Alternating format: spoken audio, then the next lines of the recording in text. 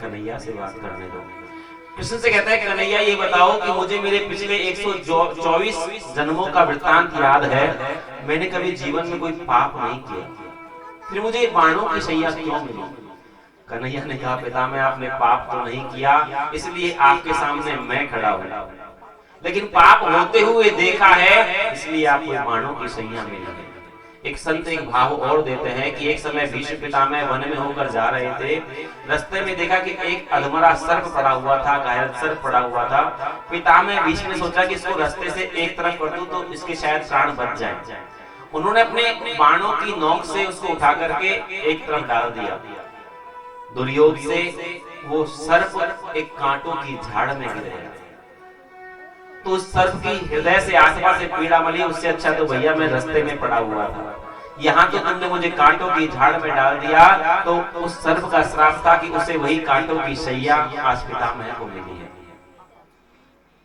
आज पितामह हाथ जोड़कर आज कन्हैया से कहते हैं कन्हैया जीवन में ना एक दान होता है, वो हर व्यक्ति को करना चाहिए, उससे बड़ा कोई दान धर्म नहीं है, जिसे कहते हैं कन्यादान।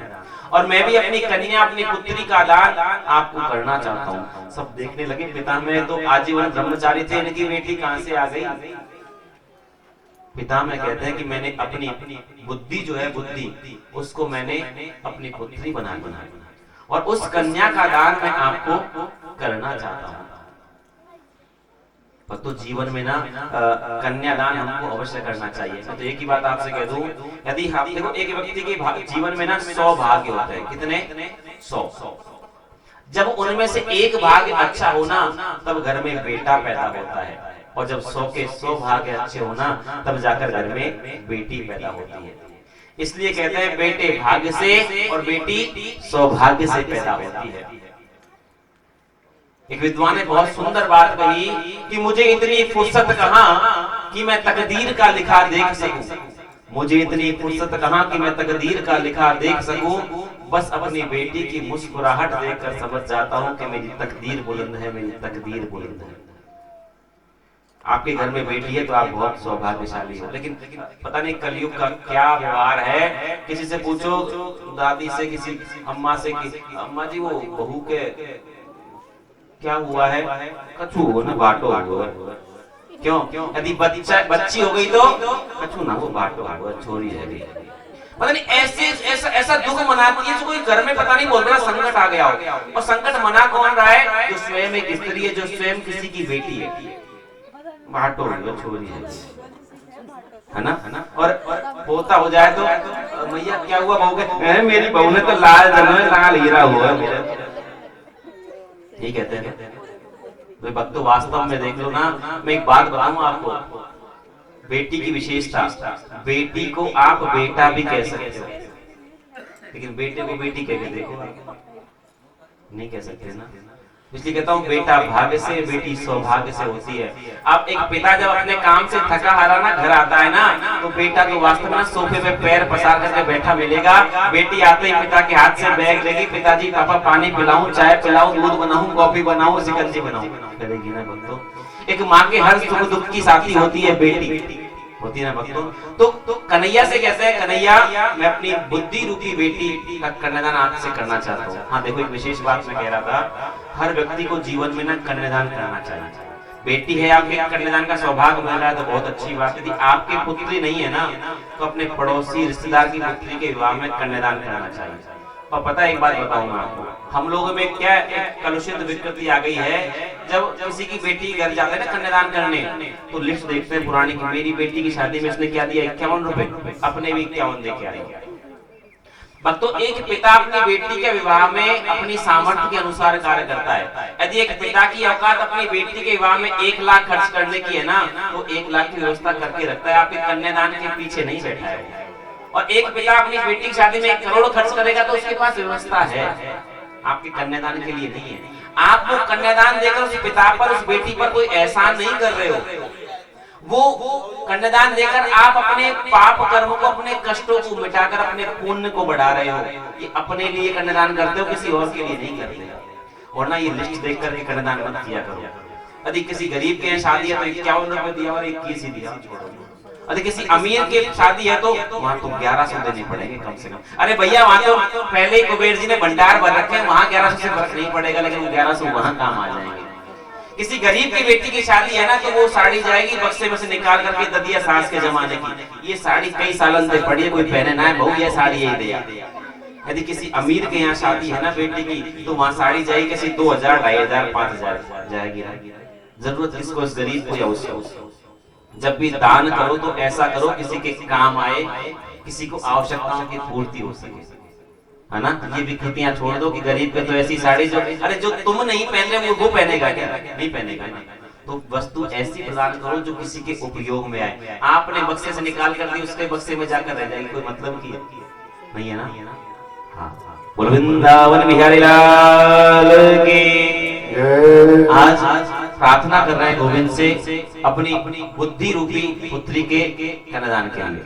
बड़े भाव से प्रार्थना करते हैं। आज पुष्पिताग्र छंद में भीष्म पितामह इति मति रूप कल्पिता वितृष्णा भगवती शाश्वत पुंगवे विभुम्ने सरसुख मुपगति कचेति हरतुं प्रकृति मुपेयुषयत् भव प्रवाह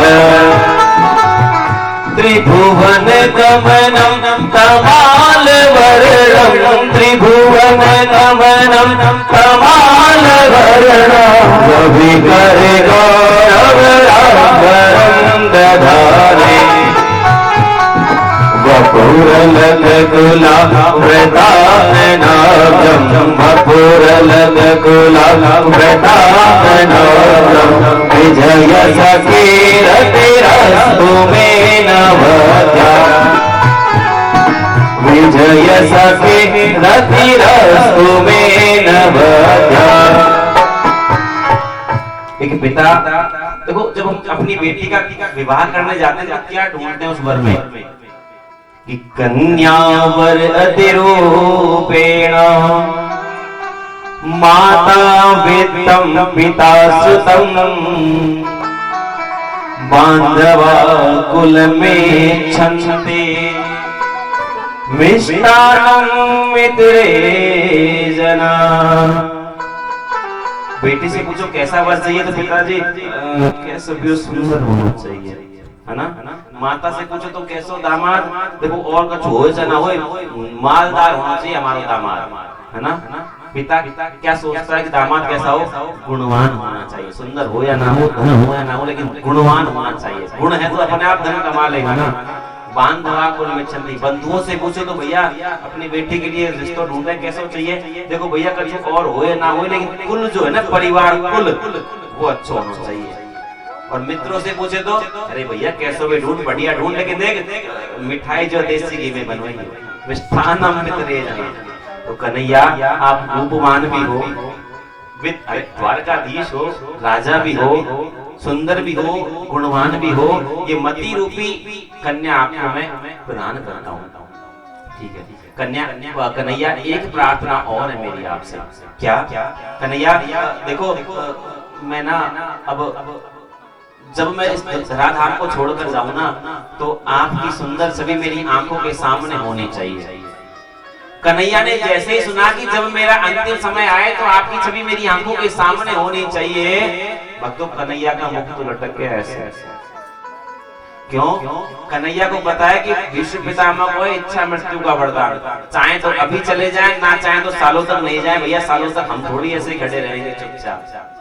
कन्हैया ऐसे नहीं, कैसे रूप चाहिए आपका। मैं जब इस देह का त्याग करूं तो क्या कहते हैं भीष्म पितामह, देहांत काले तुम सामने हो, देहांत काले तुम सामने हो, मुरली बजाते मन को लुभाते, मुरली बजाते मन को लुभाते, यह गीत गाकर तननाथ त्यागो, यह गीत गाकर तननाथ त्यागो, नाथ नारायण वासुदेवा कृष्ण गोविंद हरे